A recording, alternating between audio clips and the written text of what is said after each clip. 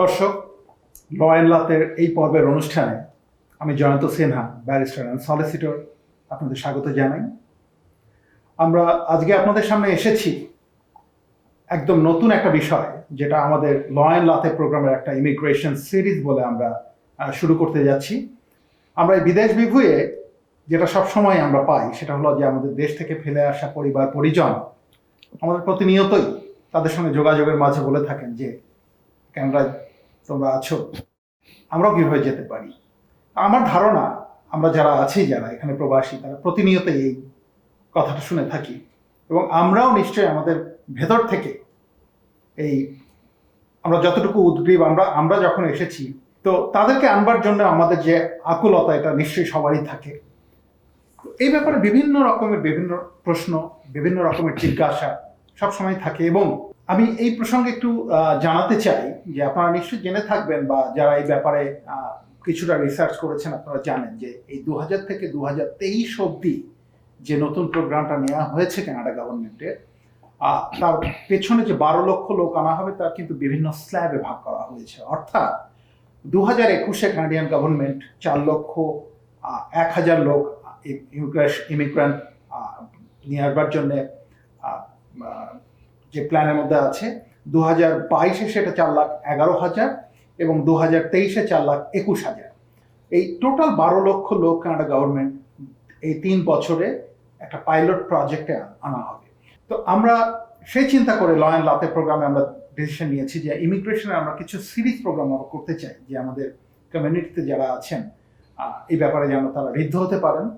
তো এই ব্যাপারে বরাবরের মতোই আমাদের সঙ্গে একজন আছেন, আমি পরিচয় করিয়ে দেব। আজকে আমাদের মাঝে কথা বলবেন মিস্টার সিদ্দিকুর রহমান। মিস্টার সিদ্দিকুর রহমান একজন কন্টেন্ট রাইটার, কন্টেন্ট ক্রিয়েটর, এবং আপনারা কমিউনিটিতে নিশ্চয়ই জেনে থাকবেন যে সে বিশিষ্ট ইউটিউবার, এবং সেটা মূলত ইমিগ্রেন্ট জীবনের ওপরে। তো এছাড়াও তার একটা বড় পরিচয় যে সিংহা ল প্রফেশনাল কর্পোরেশন ইমিগ্রেশন সেক্টরে কেস ম্যানেজমেন্ট অফিসার হিসেবে উনি কাজ করেন। আমি চলে যাব মিস্টার রহমান আপনার কাছে। আপনাকে ধন্যবাদ মিস্টার রহমান আপনাদের মাঝে আসবার জন্য। আমাদের কমিউনিটিতে ইনফ্যাক্ট আপনি সিদ্দিক নামে পরিচিত। আমি সিদ্দিক নামেই আপনাকে ডাকবো আজকে, মিস্টার রহমান না বলে, যেন লোকজন বুঝতে পারে যে অ্যাকচুয়ালি সেই সিদ্দিকই আমাদের মাঝে আজকে এসছেন।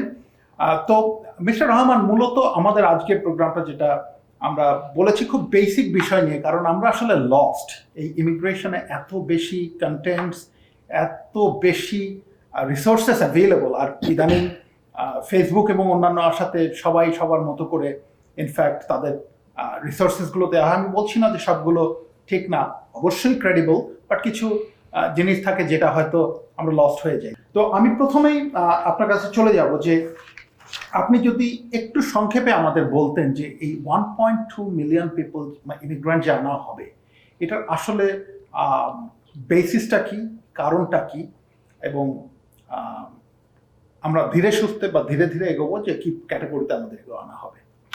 ধন্যবাদ মিস্টার সিনহা। আমি প্রথমে ধন্যবাদ দিতে চাই নন্দন টিভিকেও এবং আপনাকেও আমাকে এরকম একটা অনুষ্ঠানে ইনভাইট করার জন্য। আচ্ছা, প্রথমে যদি একটা কথা বলেন, যেটা আপনি এইমাত্র বললেন যে অনেক রকমের ইউটিউব চ্যানেল আছে, ফেসবুক আছে, অনেক তথ্য নিয়ে চলে আসতেছে। সো এটা আমাদের জন্য আসলে একটা কষ্ট করছে। আমি যদি বাংলাদেশ থেকে দেখি বা পৃথিবীর যে কোনো প্রান্তে থেকে যদি এই চ্যানেল বা এই সোশ্যাল মিডিয়াগুলোকে দেখি, আমি কনফিউজড হয়ে যাব, হু টু বিলিভ, এই প্রশ্নটা চলেই আসবে। আচ্ছা, এখন এই প্রশ্নটার উত্তর আমি যেভাবে দিতে চেষ্টা করি সেটা হচ্ছে, আমি সবসময়ই ইমিগ্রেশনের নলেজের জন্য বাইবেল মনে করি www.canada.ca, অর্থাৎ সরাসরি immigration refugee Canada, citizenship in Canada, এই পোর্টালটাকে আমি বিলিভ করি এবং আমি সবসময় চেষ্টা করি এর আদলে কন্টেন্টটা তৈরি করতে। আচ্ছা, আপনি যে প্রশ্নটা আমাকে করলেন যে 1.2 million people will be invited by Canadian government, এইটাকে আমরা একটু সেগমেন্ট করতে চেষ্টা করবো একেবারে জিস্ট আকারে। সো আমি যদি বলি, এখানে বেশ কয়েকটা ক্যাটাগরির ভিতরে একটা হচ্ছে federal high skilled, federal business, economic pilots, AIPP, provincial nominee program, then Quebec skilled workers and business class. এখন অর্থাৎ এখানে প্রায় 6 থেকে 7টা ক্লাস আছে, যে 6 থেকে 7টা ক্লাসে পুরো পৃথিবী থেকে কিন্তু এই ইনভাইটটা করা হচ্ছে। এটা কিন্তু শুধু বাংলাদেশি মানুষের জন্য নয়, শুধু ইন্ডিয়া, পাকিস্তান বা অন্য কোনো দেশের জন্য নয়, it's a total number for Canada immigration process. So আমাদেরকে বুঝতে হবে এই 1.2 মিলিয়ন 3 বছরে এতগুলো ক্লাসে এবং সবার মাঝে। সুতরাং আমি এটা আসলে হতাশাও কাউকে দিতে চাচ্ছি না, অথবা খুব বেশি মানে টু মাচ এক্সাইটেডও করতে চাচ্ছি না যে আমার এতই সম্ভাবনা অথবা আমার মোটেই সম্ভাবনা নাই, আমি সেটা বলতে চাচ্ছি না। বাট আমি শুধু বোঝাতে চাচ্ছি প্র্যাকটিক্যাল পয়েন্ট অফ ভিউ থেকে যে আমাদেরকে এই প্রত্যেকটা প্রোগ্রাম সম্পর্কে সম্যক ধারণা নিতে হবে এবং এর রিকোয়ারমেন্টস বা এলিজিবিলিটিগুলো জানতে হবে। অর্থাৎ আমি যদি একদম প্লেন ভাষায় বলি, আইএলস ইজ এ রিকোয়ারমেন্ট। আমাকে জানতে হবে আইএলসটা কত। আচ্ছা, আর একটা কথা না বললেই নয়, কানাডিয়ান সরকার বলেছে সে 1.2 মিলিয়ন পিপল বা 12 লক্ষ ইমিগ্রেন্ট এখানে ইনভাইট করবে আগামী 3 বছরে। বাট কোথাও কিন্তু সে এটা বলেনি যে রিকোয়ারমেন্টস বা এলিজিবিলিটি রিকোয়ারমেন্টগুলোকে শিথিল করে দেয়া হয়েছে, এটা কিন্তু সে কোথাও বলেনি। অর্থাৎ আমরা কেউ যদি মনে করে থাকি, সে ফর অ্যান এক্সাম্পল আইএলস এর রিকোয়ারমেন্ট আগে ছিল 6, এখন 4 হলেও বোধহয় নিবে, বিষয়টা কিন্তু তা নয়। তার মানে আমাদেরকে স্কেলের জায়গাগুলো ঠিক রাখতে হবে, দেন হচ্ছে জানতে হবে, বুঝতে হবে কি করে আমি সেখানে আমার অবস্থানটা শক্ত করতে পারি। আমি এক কথা একটু যদি অন্যভাবে একটা এক্সাম্পল এখানে আমি দিতে চাই, সে কথার কথা, বাংলাদেশের সরকারি সেক্টরে যদি আমরা চাকরি করতে যাই, বিসিএস কে খুব ভালো বুঝি। কর্পোরেট লেভেলে যদি চাকরি করতে আসি, আমরা গ্রামীণ ফোন বা কোন একটা বেসরকারি ব্যাংক আমরা ভালো বুঝি। এখানে তো তারা বছরে অনেক এমপ্লয়ি নেয়, আমার সিজিপিএ ভালো, কথার কথা। Now how can I overcome that position for me? তার মানে কি, ওই ব্যাংক বা ওই বিসিএস এর জন্য যদি আমি সরকারি একটা জব চাই, কি রিকোয়ারমেন্ট চাচ্ছে আমাকে সেটা ক্লিয়ার বুঝতে হবে, then only I can prepare myself. ইমিগ্রেশনের ব্যাপারটাও ঠিক সেরকম, শুধু 12 লক্ষ এই নাম্বারটা দেখে মানে খুব বেশি এক্সাইটেড হওয়ার কিছু নেই। আবার আমি যেভাবে বললাম যে এতগুলো ক্লাসে পুরো পৃথিবীব্যাপী লোক নেওয়া হচ্ছে, সেখানে আমাকে হতাশার সাগরে নিমজ্জিত হওয়ারও কোনো কারণ নেই। আমাকে একটা জিনিসই মাথায় রাখতে হবে, 12 লক্ষ তো আমি একা কেন পাবো না, শুধু রিকোয়ারমেন্টসগুলো জানতে হবে। আমার মনে হয় এভাবেই আমরা আগাতে পারি। ধন্যবাদ সিদ্দিক, আপনার কথাটা খুব প্র্যাকটিক্যাল কথা। কেন আমি বলবো হতাশার কারণ নেই, কারণটা হলো যে আমাদের যে কোয়ান্টিটেটিভ মেজার সেটা হলো বেড়েছে। অর্থাৎ আগে যেখানে আনা হতো এর থেকে অনেক কম লোকে, সেখানে এবার 12 লক্ষ আনা হবে। তো এখানে হতাশার কারণ নেই, বরঞ্চ আমাদের একটা মোটিভেশনের জায়গা হলো যে না, এখানে সিলেকশন প্রসেসে লোকজনের আনবার সংখ্যাটা বেড়ে গেছে। বাট হতাশা না, যেটা সব থেকে বড় বিষয় ভাববার মতো এবং যেটাতে সব থেকে আমরা বেশি ট্র্যাকলেস হয়ে যাই, সেটা হলো যে আমাদেরকে জানানো হয় বা আমাদেরকে শেখানো হয় যে আসলে কানাডা গভর্নমেন্টের যে ইমিগ্রেশন, এটা বোধহয় সহজলভ্য হয়ে গেছে। তো সহজলভ্য হওয়ার কারণটা কি, যে আমাদের থ্রেশহোল্ড যেটা, সেটা বোধহয় কমে গেছে। আসলে তা না, আমাদের সংখ্যা বেড়েছে, বাট থ্রেশহোল্ডে কিন্তু কোনো কম্প্রোমাইজ নেই। বা সংখ্যা বাড়াটাও কিন্তু একটা পজিটিভ সাইড, যে যেখানে 2 জন লোক আসতে পারতো সেখানে তো আরো 1 জন লোক বেশি আসবে।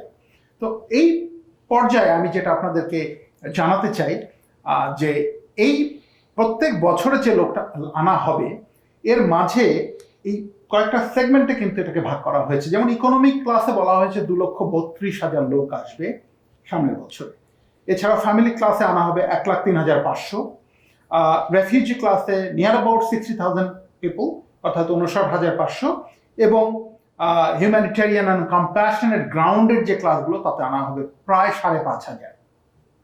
যদি ওভারঅল আমরা দেখি যে প্রত্যেকটা ক্যাটাগরিতে নিয়ার অ্যাবাউট মিলিয়ে সব 50,000-এর মতো বেশি লোক আনা হবে আগামী 3 বছরের পাইলট প্রোগ্রামে। তো এটা অবশ্যই একটা সুখের খবর আমাদের জন্য।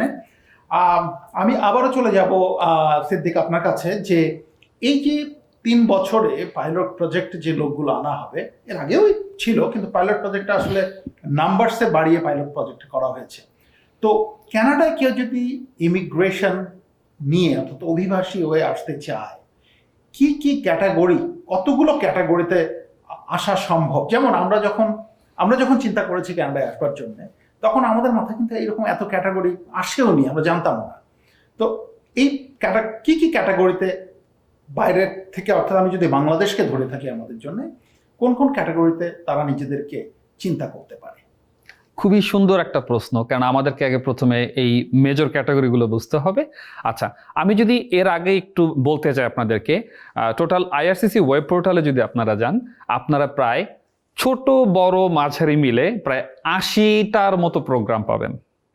মানে এই 80টার মতো প্রোগ্রাম হচ্ছে কোনো না কোনোভাবে কারো না কারো প্রোফাইলের সাথে যায়, এবং আপনি 80টা প্রোগ্রামের কোনো না কোনোটা প্রোগ্রাম দিয়ে হয়তো কানাডাতে পার্মানেন্ট রেসিডেন্স হিসেবে অ্যাপ্লাই করতে পারবেন। বাট সেগুলো হচ্ছে এই 80টা নিয়ে কথা বলার আসলে সময় বা দরকার কোনোটা আমি এখন মনে করছি না।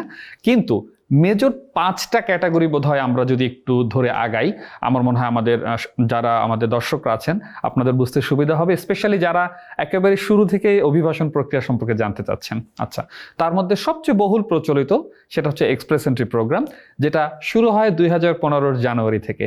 এই বিষয়ে আপনারা কিছুটা হলেও হয়তো জানেন, এটা সবচেয়ে বহুল প্রচলিত, যেটা কিনা 2014 পর্যন্ত চলে আসা ফেডারেল স্কিল ওয়ার্কার অর্থাৎ এফএসডব্লিউ প্রোগ্রামেরই একটা কন্টিনিউশন। কিন্তু মূলত এইখানে পার্থক্যটা চলে আসছে, এফএসডব্লিউ প্রোগ্রামে প্রসেসিং টাইমটা ছিল অ্যাপ্রক্সিমেটলি 3 থেকে 4 বছর। তো সেটা একটা বেশ মানে দীর্ঘসূত্রী তার একটা ব্যাপার ছিল। সেই জায়গাটাকে একটু কুইক করার জন্য, ত্বরান্বিত করার জন্য নামটা চলে আসে এক্সপ্রেস এন্ট্রি। সো এখানে প্রসেসিং টাইমটা চলে আসে, যদি আপনি এলিজিবল হয়ে থাকেন, প্রায় 8 থেকে 12 মাস। অর্থাৎ সেই 3 থেকে 4 বছরের একটা দীর্ঘমেয়াদী পরিকল্পনাটা চলে আসে 8 থেকে 12 মাসের মতো একটা জায়গায়। ইভেন আমি নিজে যদি আমার কথা বলি, আমি সেই প্রোগ্রামের আন্ডারে আসা 2016-তে আমি কানাডাতে আসি, এবং আমার প্রসেসিং টাইমটা ছিল রাফলি 7.5 মাস। আচ্ছা, সেকেন্ড যে প্রোগ্রামটা আমি বলবো সেটা হচ্ছে provincial nominee program. Express entry প্রোগ্রামে হচ্ছে যাদের বয়স বা আইএলস বা টাকা পয়সা সবকিছু মিলে যারা সেখানে স্থান সংকুলন করতে পারছেন না, তারা বিশেষ কোনো স্ট্রিমের মাধ্যমে প্রভিন্সিয়াল নমিনেশন প্রোগ্রামে আসতে পারছেন। কারণ আমরা জানি যে কানাডাতে 10টা প্রভিন্স আছে এবং 3টা হচ্ছে টেরিটরি। এই টেরিটরিগুলো এবং 10টা প্রভিন্স প্রত্যেকের, আবার আমরা সবাই জানি যে এখানে প্রাদেশিক সরকার ব্যবস্থা আছে। তো প্রত্যেকটা প্রাদেশিক সরকার তার নিজস্ব রিকোয়ারমেন্টে, তার নিজস্ব বিচার ক্ষমতা বলে তার প্রতিটা বছর বিভিন্ন সংখ্যক ইমিগ্রেন্ট নেওয়ার জন্য ফেডারেল গভর্নমেন্টকে বা কেন্দ্রীয় সরকারকে তারা একটা অনুরোধ করে থাকে, এবং সেই সমস্ত অনুরোধগুলো মিলেই কিন্তু এই 1.2 মিলিয়নের নাম্বারটা আমরা বলছি। তো সেটা হচ্ছে দ্বিতীয় বৃহত্তম ক্যাটাগরির কথা আমি বলবো। দেন যে ক্যাটাগরিটার কথা আমি বলবো সেটা হচ্ছে সিইসি, ক্যানাডিয়ান এক্সপেরিয়েন্স ক্লাস।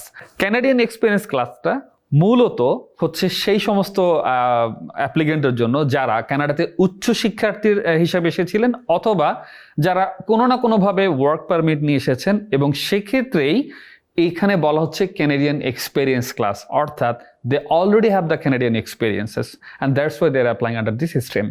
আচ্ছা, এই তৃতীয় ক্যাটাগরি যেটা এখন আমরা বলছি ক্যানাডিয়ান এক্সপেরিয়েন্স ক্লাস, এই ক্লাসটার সংখ্যা খুব বেশি আসলে বলবো না, বা খুব কমও বলবো না। কারণ খুব কম এই কারণে বলবো না, কারণ প্রতি বছর কিন্তু একটা বেশ বড় রকমের সংখ্যার স্টুডেন্টরা কিন্তু কানাডাতে এসে থাকে। বাট হ্যাঁ, এটা ঠিক, সবাই যে কানাডাতে এসে থেকে যাচ্ছে বিষয়টা তা নয়। কিছু হয়তো তাদের নিজস্ব দেশে ফেরত যাচ্ছে, অথবা অন্য কোনো দেশে উচ্চ শিক্ষার্থে চলে যাচ্ছে। তারপরও এটা একটা, আমি বলবো, মাঝারি ধরনের একটা নাম্বার। আচ্ছা, এরপরে চতুর্থ যেই বড় ক্লাসটা আমরা নিয়ে কথা বলতে পারি সেটা হচ্ছে স্পন্সার্ড বাই স্পাউস। অ্যাগেন, এটা হচ্ছে সামথিং উইনিং এ লটারি। আমি বলবো, একটু মজা করে বললাম, বাট তারপর winning A lottery, because not everyone in the world have the chance to get married a Canadian permanent resident or a Canadian citizen. তো সেক্ষেত্রে এই ক্যাটাগরিতে যারা আসবেন তাদের একমাত্র যোগ্যতা হচ্ছে আপনার স্পাউসকে হতে হবে ক্যানাডিয়ান পার্মানেন্ট রেসিডেন্ট অথবা ক্যানাডিয়ান সিটিজেন। সেক্ষেত্রে আপনারা তখনই এই মানে ক্যাটাগরির জন্য আপনারা এলিজিবল হবেন। আচ্ছা, পঞ্চম এবং আজকের দিনের সবচেয়ে শেষ যে ক্যাটাগরিটার কথা আমি বলবো সেটা হচ্ছে বিজনেস প্রোগ্রাম। বিজনেস প্রোগ্রামটা সম্পর্কে আমি একটা কথা একটু স্পেশালভাবে বলতে চাই। এই বিষয়ে আমাদের অনেকের কিছুটা ভ্রান্ত ধারণা আছে। তার মধ্যে আমরা মনে করি বিজনেস ইমিগ্রেশন মানে হচ্ছে কোটি কোটি টাকার একটা সামর্থ্য থাকতে হবে। আসলে সমস্ত বিজনেস ইনভেস্টর প্রোগ্রামগুলো কিন্তু তা নয়। আমি এখানে 3টা সাব ক্লাসের কথা বলতে চাই, যেটা আমি ওই প্রিভিয়াস 4টা ক্লাসে বলি না, বাট এইখানে আমাকে একটু বলতে হবে, আদারওয়াইজ আমাদের এই ভ্রান্ত ধারণাটা আমরা ভাঙতে পারবো না।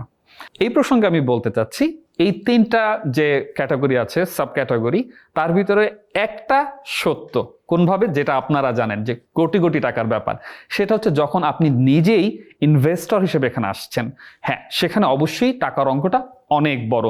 সেটার পরিমাণ হতে পারে 6 লক্ষ কানাডিয়ান ডলার থেকে 1.2 মিলিয়ন কানাডিয়ান ডলার, এর মাঝের কোনো একটা জায়গায়, depends on the province and on the program. But এইটা ছাড়া আরো 2টা সাব ক্লাস আছে যেখানে আসলে এতখানি টাকার ব্যাপারও আসছে না, সেখানে আপনার বেশ কিছুটা মেধা এবং মননশীলতার কথাটাই বেশি আসে টাকার চেয়ে বা আর্থিক সামর্থ্যর চেয়ে।